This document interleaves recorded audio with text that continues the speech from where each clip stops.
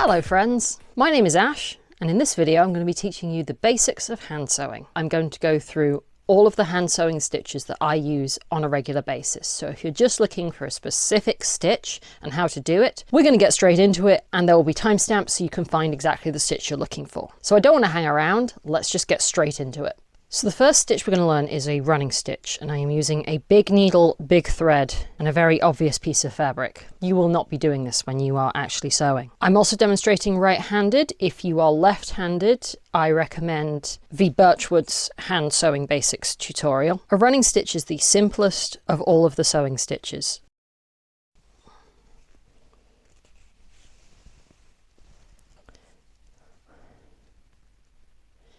All you're going to do is go in and out,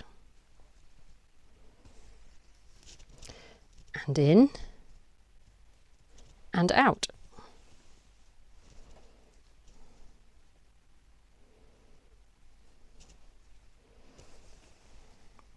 Your running stitch is surprisingly useful. This is a perfectly good construction stitch. I tend to use it for non-weight bearing seams, so the vertical seams in a skirt, a running stitch is perfectly good for that. Whereas for something that's under a little bit more strain, like for example fitting a sleeve into an arm side, I would maybe use a backstitch for that instead. If you have two pieces of fabric that you just want to connect together temporarily and then you're going to go back and sew them properly, you can use a running stitch as what's called a basting stitch, just in very long loose stitches. These are not structural, they will not hold up to wear, but as a temporary hold so that you can go back and sew the seam properly, these are ideal. If you are basting, I recommend that you don't secure the end of the thread because you want to be able to just pull it out when you're done. Your running stitch can also be your gathering thread, so varying the size of the stitches according to how tightly you want to gather the fabric, and then just by pulling on one end, you can gather the fabric down into little folds. With a long basting stitch like I've just done, you're looking more like cartridge pleats. If we do a smaller, tighter running stitch,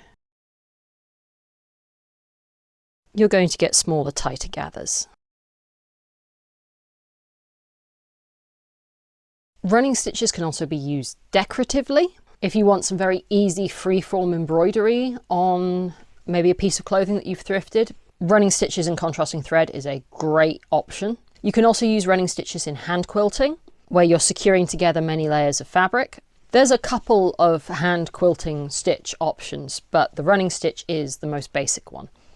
Now we're going to learn the backstitch. The backstitch is your bread and butter stitch. For structural garment construction, the majority of your seams are going to be in backstitch. If you only learn two stitches, running stitch and backstitch should be the ones that you pick up. So we're going to start by taking a stitch, just as though we are beginning with a running stitch, but instead of continuing forward, we are going to go backwards into the same hole or very nearly the same hole as we went in initially. And we're going to move forwards and come out another stitch length ahead.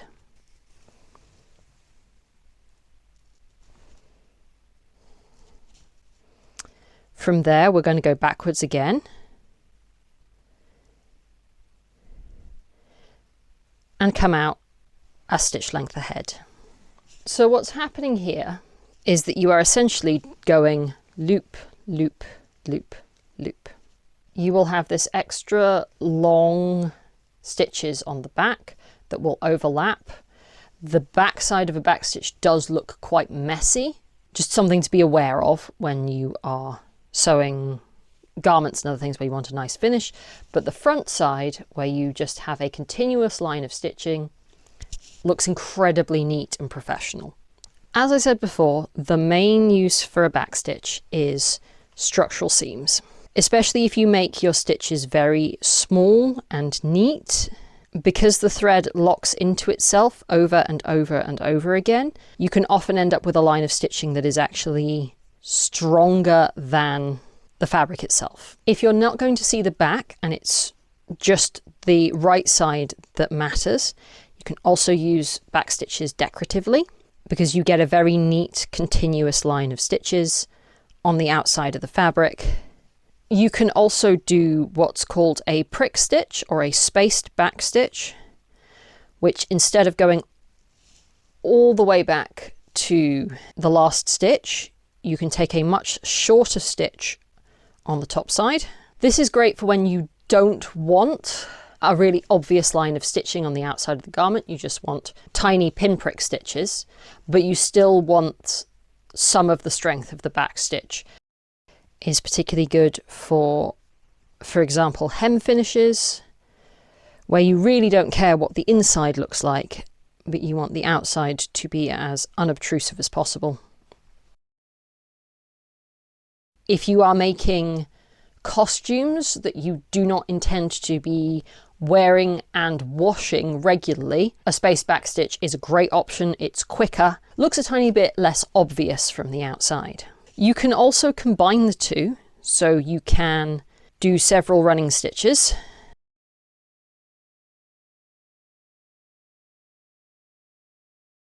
and then take a single back stitch and do more running stitches. This creates a running stitch with the occasional back stitch just kind of locking the thread in. This is perfect for those non-weight bearing seams I was talking about earlier, the vertical seams in skirts and dresses that are not under a huge amount of strain. This combination of running stitches and back stitches, which is sometimes called combination stitch or sometimes called a running back stitch, these work really great for very quick seams that are a little bit more secure than a regular running stitch.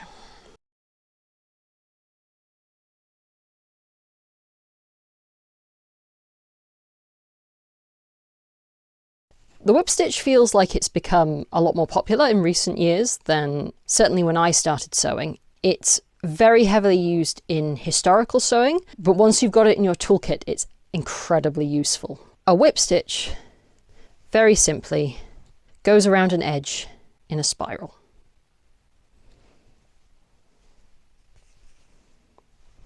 For working on a single edge like this, you would probably be using it as an edge finish, so to help prevent the fabric from fraying.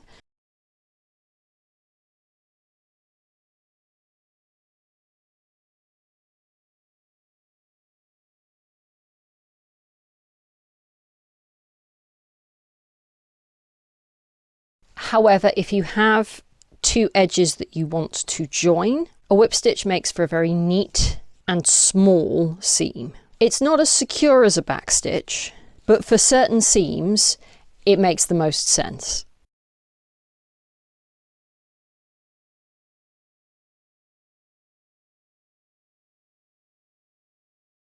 As you can probably guess, it can also be decorative. You can also use it as a gathering thread, which does some interesting and slightly weird things.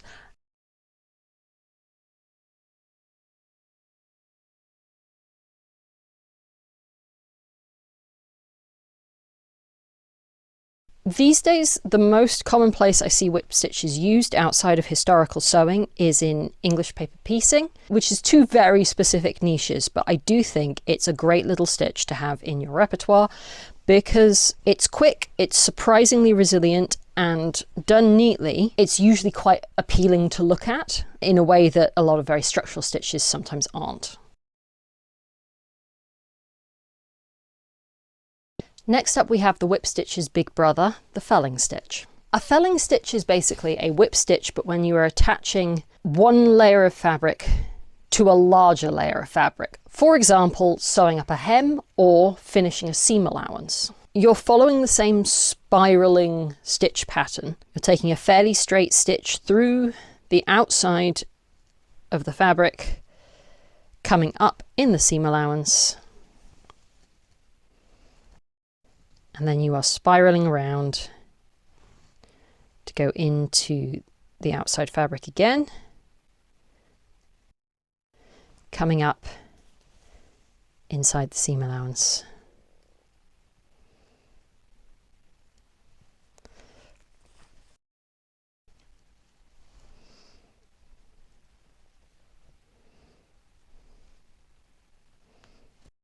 And this creates something that looks very much like a whip stitch from one side and a little bit more like a wonky running stitch from the other side. If you get your stitches very, very small and neat, the running stitch effect can become much more pronounced. As you take very, very tiny stitches sideways, it becomes less obvious. You can also do the felling stitch backwards. I am led to believe that this happens in some historical periods of sewing and not others. I am not a good enough historical sewist to tell you which way either of those things go, but it is handy to know that you can do it in both directions, and it ends up looking slightly different. But the core concept, working in a spiral, is the same. Felling down a hem or seam allowance is a very strong way of finishing that edge. The most notorious place that you will spot a felling stitch is in what's called a flat felled seam. If you're into historical sewing, you'll be aware that a flat felled seam is used on many, many things. If you are a modern sewist, you will also encounter flat felled seams. For example, some of the seams on jeans are usually flat felled. That is if you have good jeans and not very inexpensive fast fashion jeans.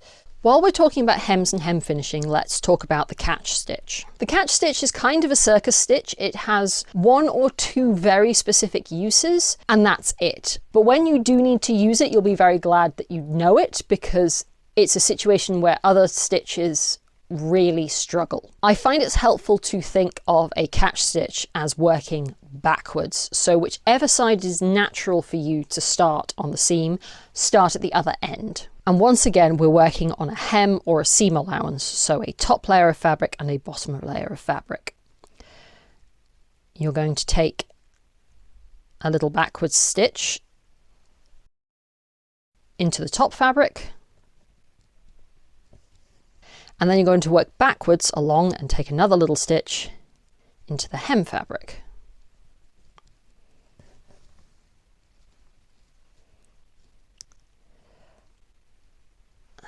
Up into the top fabric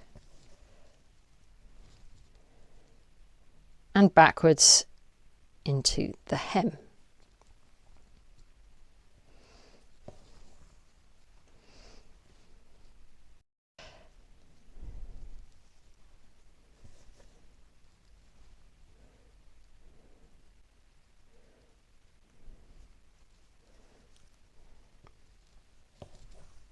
If a whip stitch is a loop-de-loop, a herringbone or catch stitch is that strange looping pattern that I think we all learned how to draw in school for no particular reason. The reason why this is a useful stitch is because there's a lot of movement in it. You can actually wiggle the two layers side to side quite significantly without interfering with the stitches, and they still remain very strongly connected together. This makes it really, really good if you are sewing down the seam allowances of curved seams or sewing up the hem on a circle skirt or another garment that behaves like a circle skirt.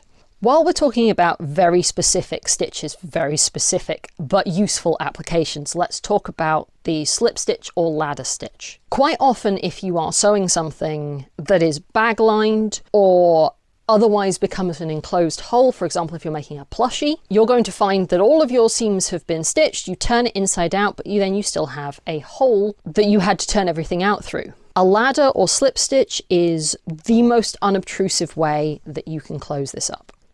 So you're going to have your opening with the seam allowances folded inwards.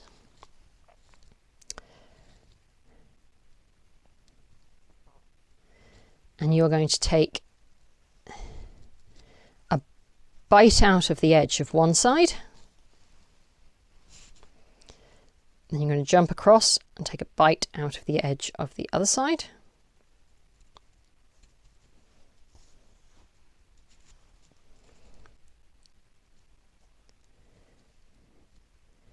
Back to the first side.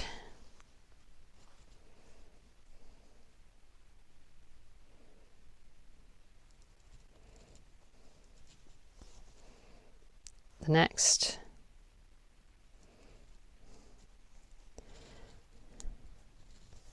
and the next, and if you pull to tighten, the seam should become pretty much invisible. You can also work a ladder stitch on a flat piece of fabric, although I find that there's very few situations in which you would want to do this. It is, however, helpful to know that it's possible.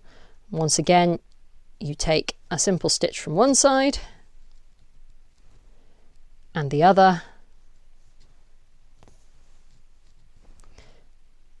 Go back to the first edge and the other.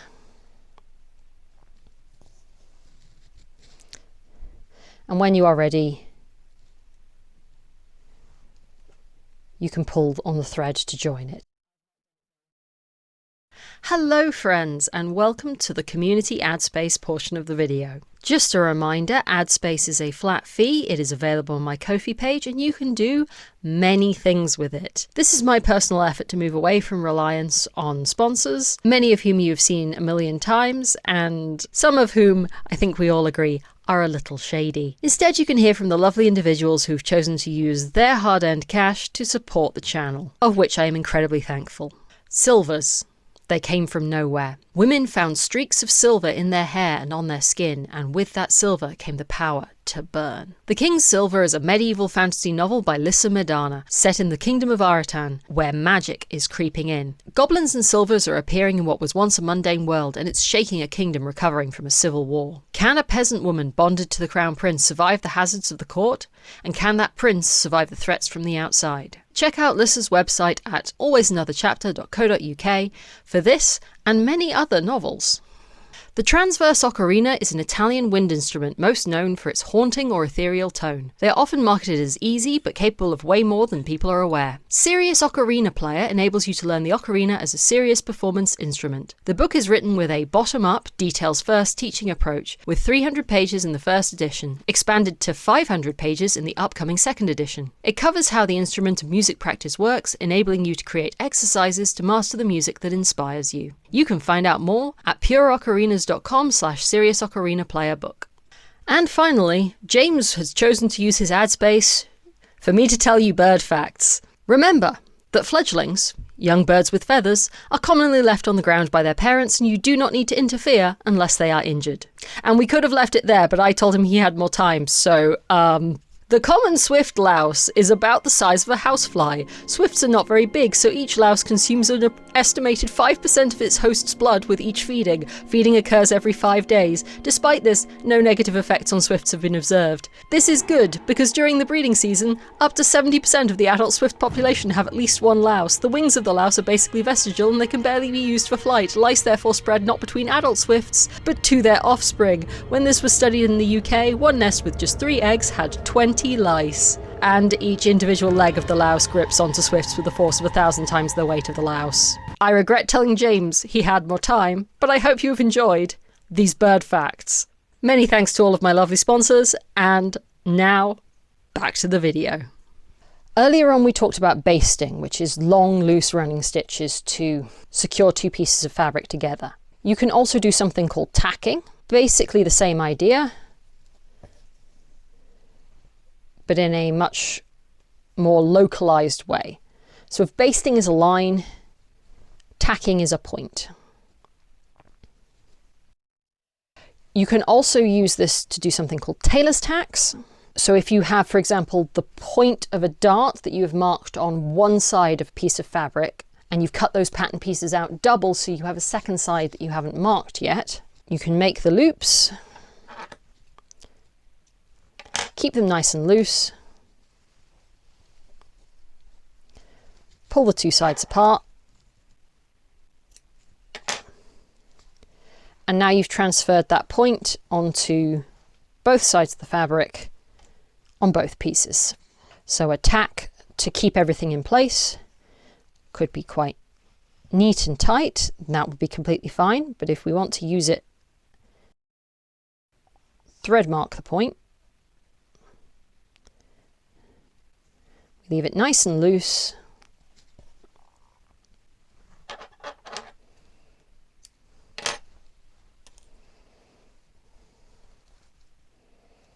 pull the 2 sides apart,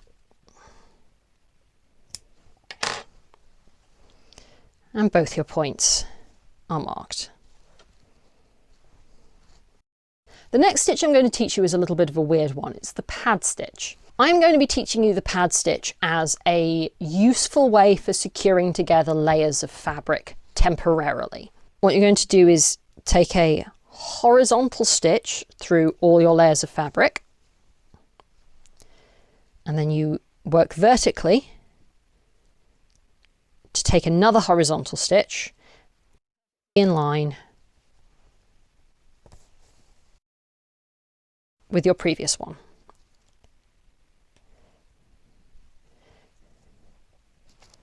And you keep going just like that.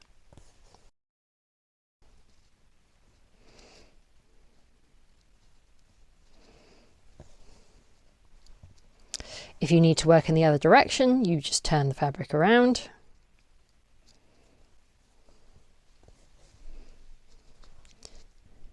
And work back the other way.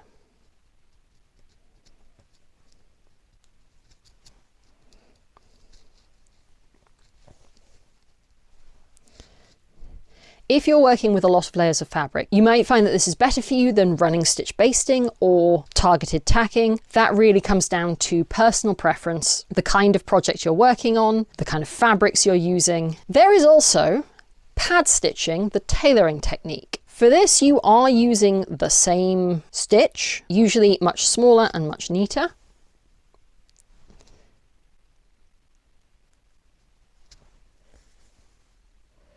But it involves shaping the fabric as you go.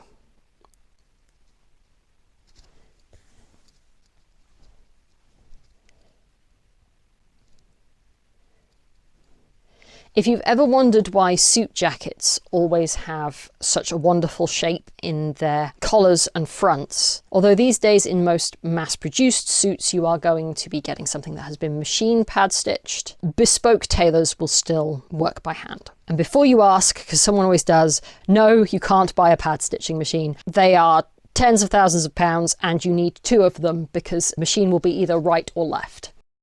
I find that teaching pad stitching through a video is borderline impossible. I don't even have a good video to recommend because I don't think there is one. Also, I'm bad at it because I did one class one time. The main thing to be aware of at this stage, especially if you are just learning how to hand sew, is that the pad stitch can manipulate layers of fabric so they do not lie smoothly against each other. So if you're going to use it for basting, be aware of that and try to work with everything extremely flat or already in the shape that you want them to be on the final garment.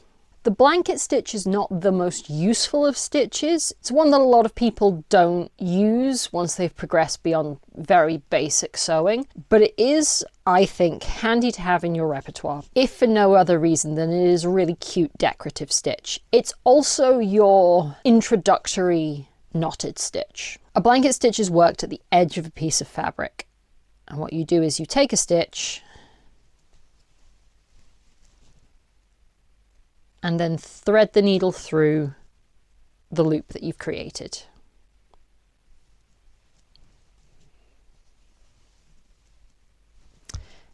And you can keep doing that all the way along the edge of the fabric. It creates this extra line of thread along the edge of your piece, which realistically does wear through if that fabric is under any kind of heavy use, but it will wear through before the fabric does, so it can act as sort of an indicator of where along the edge the wear is happening and you need to reinforce before it starts doing damage to the fabric itself. The blanket stitch can be very useful for attaching appliqué, so again in more of a patchwork situation you might have a shaped piece of fabric lying on top of another piece of fabric and you can work a blanket stitch through both layers, coming out just outside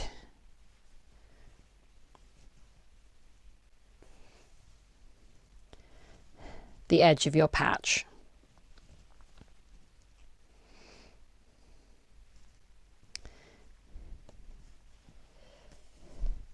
If you are someone who enjoys sewing patches onto clothing, I highly recommend picking this one up because it is very neat, it is quite strong, and it will help protect the edges of your patches from fraying. It can also be an edge finish if you're worried about fraying on seam allowances. It can also be, and is primarily used, as a decorative stitch. I hope you are by now realizing that basically all hand stitches can be decorative stitches. The final stitch I'm going to teach you is the most technical, not because it's particularly difficult, but it is a little trickier than the other stitches, and I do find that a lot of people are doing it wrong and don't realize. That's the buttonhole stitch. A buttonhole stitch is not the same as a blanket stitch. So you would normally be working this on a buttonhole, but you can work it on any edge that you want. You can even do them free floating, which I will explain in just a second. Put the needle up, take the tails round, and then pull through and pull the needle straight towards you, and that will give you this very fine, neat little knot.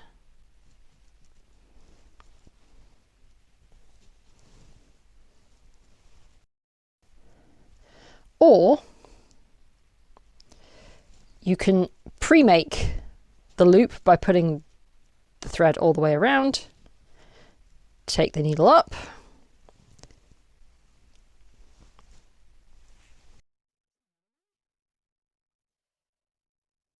and once again pull directly towards you.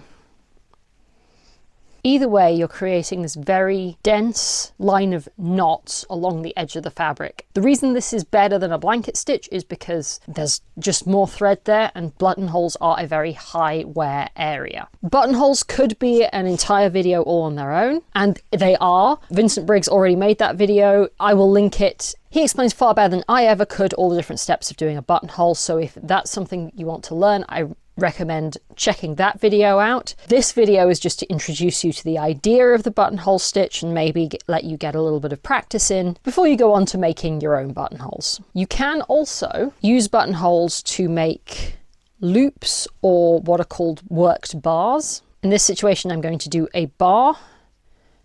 So I'm just running the thread between two edges a couple of times.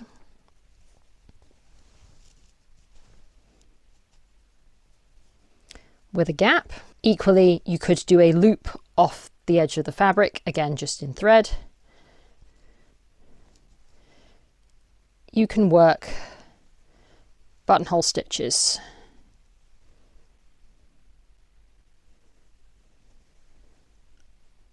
over the thread